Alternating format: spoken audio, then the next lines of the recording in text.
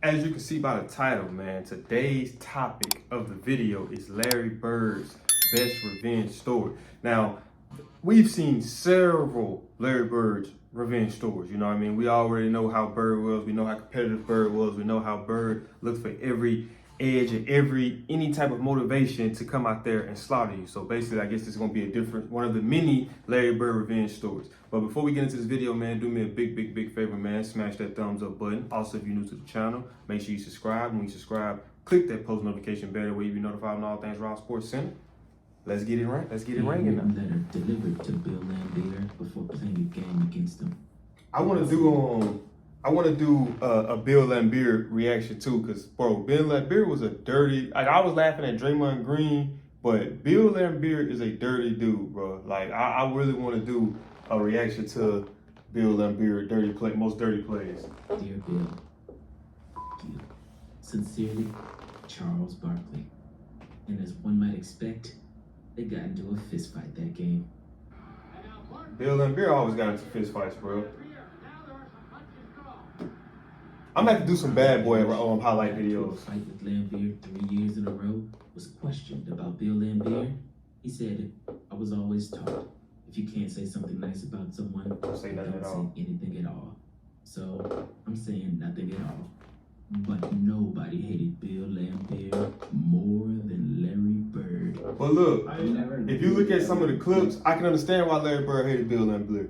Because in that little compilation I seen with some of Bill Laimbeer dirty plays, man, he did Bird bad on a couple different occasions, bro. Like, so I can understand why Larry Bird would hate this dude. Laimbeer in any social situation. No. Yeah. And it's because he was a dirty player. The 80s, when I played, there was a lot of cheap shots. If you go back and watch the Pistons playing against Chicago, and Oh my Michael and God. Scotty were Yeah. getting pounded, and a lot of it happened after the whistle. Like you're going in and you get fouled, the guy goes ahead and tries to, that's a free foul. Ricky Mahorn, he'd hit you and all that, but he'd hit you, you know you're gonna get hit. Yeah. But he didn't try to maim you. Right. Bill tried to hurt you. Got it back, so they reset it at 5. Laimbeer walked with it, then committed a foul, knocked Bird to the floor.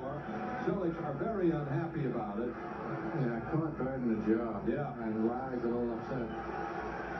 And see, look, had that been today's NBA, right? They would have had to probably get carted off the court. They would have been acting like they done been hit with a baseball bat. You see how Bird reacted to that? He hit Bird hit the ground. Bird got up and said, "Hey, guess what? I'm still here. Just put it underneath your ankle so you twist your I'm still here." That's why Parrish You always really did do that. If you watch any of our old games, Parrish was always twisting his ankle against the Pistons. So one time I shot a jumper and Laimbeer did it to me and I stepped on his foot, but I stepped on high and twist my ankle. I don't know, a quarter or two later, he was shooting that jumper. I slid mine on there. That's the last time he ever did it. Really? And when Bill Laimbeer was called, Hey, but look, you know what they say, right? Fight fire with fire. Okay, I'm gonna show you how that feel. You wanna stick your foot under my leg when I come down from my jump shot? All right, no problem. When you come down from a rebound or for a jump shot, my foot will be up under your leg too. And we're gonna see if you can take it just like you can dish it out. That's how you beat that. That's how you solve that. he responded in a way that really showed his true colors. Michael Jordan may be a very good, outstanding basketball player, but as a individual, down-to-earth, hard person, he has, I mean, who is he? Who cares about him? All he does is play basketball. In the world, he's this big. Yeah, I can see why nobody liked him. And during the 1986 season, And my thing is this the too. All-Star team, It's all about being competitive. I get that. But when you're intentionally trying to hurt people, it kind of subsides away from, it takes away from the competitiveness because you're trying to purposely hurt people. And this is how people provide for their families. Now, I'm all for trash talk. I'm all for like the little stuff to try to get under your skin, like, bumping up against you, doing a little hard foul here and there, but nothing malicious to try to purposely hurt. It's just to try to get you out of your zone and to make you uncomfortable. just been announced. Bird asked a group of reporters if Laimbeer, who had been an all-star the last 3 years with the Pistons, had made the team again. And when he heard Laimbeer was not selected, Larry Bird said, "Good. Now I won't have to worry about him getting on the bus and saying, 'Hi, Larry,' and me having to say, 'F you, Bill.'" But that year, they would still see each other. And I believe truthfully Bird would have said that always the too. one that came out first. There's always a leprechaun out on the floor. I go out and spit right on the leprechaun, rub my foot in it, and then go down and make a big dunk. Away we went. The tension was obviously high, and in one game, Robert Parrish said, "I feel like Lambeer took some cheap shots at me. I guarantee Beat him up. something Knock him will out." work out if they let it go next time." And though nothing happened the rest of that series, the very next year, they met again in the Eastern Conference Finals, and in Game 4, it got crazy. And open people, C-Steam. I remember that, yeah, I remember that. You see how he pulled, man, but just check out how, bro, he pulled Bird down from the backside, right? Do you know how dangerous that is? That's the reason why they have the horse collar penalty implemented in football, man, because you can hurt somebody from pulling somebody back like this and folding their legs from up underneath them. Larry Bird and Bill Lambier have both been ejected from the game. Oh, I never seen that.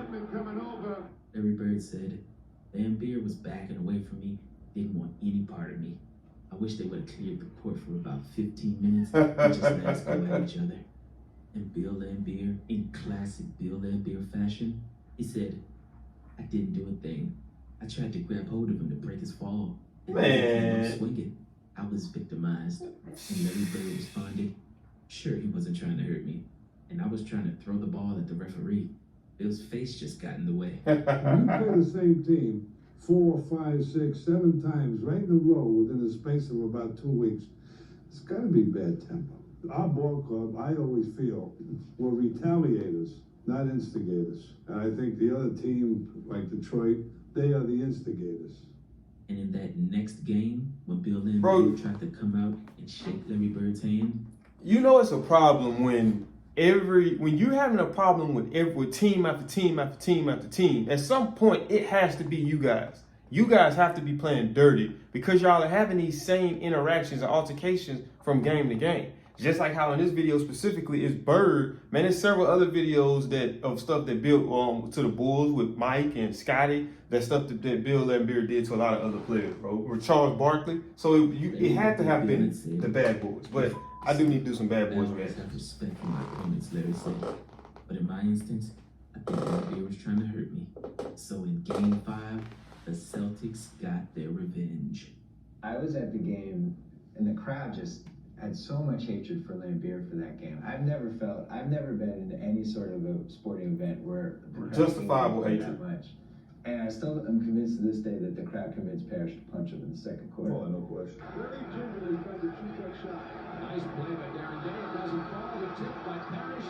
He can't get it. Ooh, drop. Yeah. How you like that? That's how you combat that. Get dirty back. Lambier, he had it coming. That's, he had it coming. Because you watch the replay, and it was like barely he did anything. It could have happened 2 plays before. The cameras just got the part where Robert got mad, see? But nobody saw Lambier's elbow that hit him in the neck, right by the Adam's apple. And all he did was react because people are sick and tired of this guy with the baby face, putting his hands up all the time. Who, me? Meanwhile, he'll sucker punch you, he'll do everything in the game. So as I said once before, it couldn't happen to a nicer guy. Yeah, I was kind of looking over my shoulder, Max. I thought I would get sucker punched, to be honest. In the heat of the battle, we exchanged a few unpleasantries, then a few elbows that passed between us, and then I just lost some throwing punches. So I couldn't believe I lost my composure like that. That was the first time ever. This play epitomized 80s basketball because not only did this flurry of punches result in no ejections and no technicals, but they didn't even call a foul. They just kept playing. Larry Bird called it a good deed. But sometimes, in the words of the great Frank Sinatra, the best revenge is massive success. Because later on that game, Larry Bird made the greatest play of his entire career. We knew we had to win that Hold game. on, I gotta pause it real fast. I gotta pause it. Just going to that. But the fact that I did not know that, that's why. So, 80s was different, bro. You mean to tell me these dudes literally then had a fist fight? Nobody got ejected. Nobody got technical. Nobody got suspended. They just kept playing as if it's like this. Just okay, cool. Like it's in practice, as if you have a fight with a teammate in practice. They just kept playing like, okay, it is what, like, man, 80s was crazy, bro. Casey had to play the starters almost the whole game. And so our guys were just completely worn out. There's Bird off the screen from the corner. Big basket by Larry Bird. That's a two-pointer. Detroit by 3 with a minute 13, and Bird has 36. The Celtics had been to the finals in 84, 85, 86, and now it's '87. We're all beat up. The guys that are playing are hurt. So, it was just guts. It was just a guts and pride. 3:41 to go in the game. Detroit leading by 2, and that man is playing on nothing but heart. He went out with an ankle injury that would keep most people out of the game, came back in, and now he's twisted it again. Now, the Boston moment, that was a heartbreaking moment. What was heartbreaking about that moment is I had made the game-winning shot. Everybody wants to beat the Pistons. Right now, Boston is first in line in that desire. They lead by 1, 27. I remember this play, yeah. Isaiah Thomas, and he went one-on-one against me at the top of the floor. I thought I played pretty good defense, and Isaiah didn't get in the paint, and he took a jump shot, a contested jump shot, and it went in. That's good defense. 16 seconds. Seaston ran his face. Thomas with a very big bucket. We go to the timeout. We know Bird's gonna get it either on the left side or the right side. And we got the play figured out. We sent him left. About 5 of us come over there to try to block the shot. There's Bird with the ball against Moore. He'll take it to the hoop. He can bet. He's going to try to draw a foul. It's blocked. And Seaston hit it off of a Detroit player. No. Ball goes out of bounds, and I'll never forget, everything just started to went in slow motion. So I run over, we look at the bench, no timeout, nothing. So I run over and I grab the ball. Detroit should have called a timeout, Brian, because they had a timeout left. They could advance the ball. They was trying to force it. The floor. There's a shot somewhere. There's a photo that I saw that Chuck Daly is standing by their bench with his hands up, calling timeout. Isaiah, I remember to this day, he's standing there like this to the referee. Give me the ball. Give me the ball. Give me the ball. So I grabbed the ball from the referee. Lambier's a good foul shooter. I never taken the ball out. That wasn't my thing, right? I throw it up. Bird sneaks in. I didn't even see him. Bird was moving right when he was inbounding the pass. And when you look at it from a couple different film angles, I mean, he threw it right to him on the move. And I had my back to where he was stealing the ball. So when I turned around, I was probably more shocked than anybody in the whole stadium that Bird had the ball in his hands. And this is probably one of the most incredible plays that's ever happened against me and that probably I've ever witnessed. From an athletic standpoint, 2 people being in sync and just Bird just playing every second. And that's what the Celtics taught us, to play every second, not to play 47 and a half minutes, but to play a full 48. And see, he had a smirk on just to chime in on that, and that's the reason why my respect for Bird is here, because you don't have a lot of players with the status of a player that Larry Bird has. A lot of people doesn't have that grit, that griminess to go along with it. They feel as if, okay, I ain't got to do this. Just give me the ball and that's all I got to do. But with Bird was trying to find ways to be effective in the game outside of just him scoring. So whether that's him rebounding, whether that's him facilitating, or whether that's him just going above, beyond and extra on defense. Like this play, I feel like kind of can be the embodiment of who Bird was as a competitor and as a player. And this would be a person that I would love to start a franchise, or this is what I would like to show younger players on coming up. This is the intensity that you have to play with from game to game. So play every game as if it's an NBA Finals. It's game 7, win or go home. That type of mentality. And that's something we just don't see often. It was over, and he almost had a smile on his face when they gave him the ball, and he did not see Bird at all. But the thing I remember the most is that Joker this is the out of bounds line. That joker caught the ball, and in my mind, I'm like, okay, he going out of bounds. That dude did this, like a ballerina, right? And if you go back and you watch the play, that dude is on his toes. To stop his heels. The baseline is right up under his toes. And in my mind, he must have stood there for about 5 seconds because everything was going in slow motion in my mind, right? And it's like, damn, how you doing that? And then DJ out of nowhere, right? They are so in tune, they are so in sync. He catches the, Bird hits him, he catches the basketball, laid it up.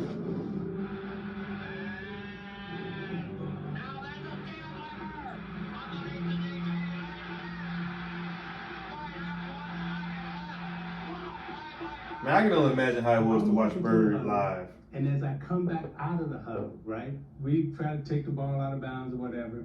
Larry walks by and he goes, wow, winks at me, right? I'm like, oh. The Celtics won that series in 7 games. And when Bill Laimbeer tried to shake Larry Bird's hand again, Larry just ignored it and walked straight through it. Larry Bird said, I don't like Bill Laimbeer. Why should I shake his hand? It's facts. Even Isaiah Thomas, who was Bill Laimbeer's teammate for 11 years on the Bad Boy Pistons, had this to say about him. To tell you the truth, if I didn't know Bill, I wouldn't like him either. And when the Celtics retired Larry Bird's jersey in 1993, that hatred was still there.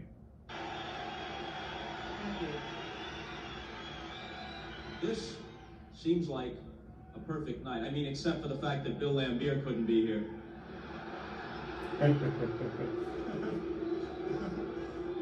What would you tell him if he was? We would probably hang him up with my number. Because back in the day, the animosity was not for show. When they hated each other, they really hated each other. And it didn't stop when they retired. They were enemies for life. I hate Larry Bird, but I respect the hell out of that man. I respect Isaiah Thomas's talent, no matter how much I hate him. I respect his game. But Bill Laimbeer's hate was on another level. Because he didn't respect anybody, not even his own teammates. In his last Detroit Pistons practice before he retired, Laimbeer elbowed the star player Isaiah Thomas and broke his rib. And when Isaiah Thomas got angry, Laimbeer elbowed him again. Bill Laimbeer once said, I don't fight, I agitate, then walk away. But this time, Isaiah Thomas didn't let him walk away. Because in retaliation, Isaiah Thomas punched Bill Laimbeer in the head, breaking his own hand, resulting in Isaiah being sidelined for 8 weeks. Like I said, I can see why nobody liked him. I don't give an inch at all on the court. I don't give anybody any respect. I think that's the major problem with a lot of other players is I don't respect their game. If they happen to get in the way, well, that's not my fault. That's their fault. I make no apologies for my game throughout my career. Whatever the general public thinks about my style of play, I really could care less. You left the bad blood on the court for the most part, but not with Laimbeer. I You never really ever liked Laimbeer in any social situation. No. Yeah. And it's because he was a dirty player. Very Larry dirty. Bird's sitting next to you right now. Would you talk to him? Would you have a conversation with him? What would you say? I'd probably go to a different table. But I get Bill Laimbeer's theory of, okay, even though we know who you are, you want to show me this game that you are who you are. So I'm not going to come in here and I'm not going to, take it soft or, not be who I am just because of who you are. You know what I mean? My game doesn't change regardless of who we playing, but it's never to the point where you want to intentionally hurt people, and that's what he was doing. But as you guys can see, that is it for this video, man. If you did enjoy this video, do me a big, big, big favor, man. Smash that thumbs up button. Also, if you're new to the channel, make sure you subscribe, because if you haven't subscribed already and you're coming back and forth to my channel, why haven't you? You know what I mean? Why haven't you? I'm dropping every day. I'm dropping Bird content. I got a lot more old school basketball content coming. So why not be subscribed? Also, like I said in the previous video, I have a playlist. So if you want to, help me get into the algorithm more, man, go spam that Larry Bird playlist up. I got a Larry Bird and a Michael Jordan playlist, but right now we focus on Larry Bird. Go spam that Larry Bird playlist up, man. And I'll see y'all next video. I'm out this thing.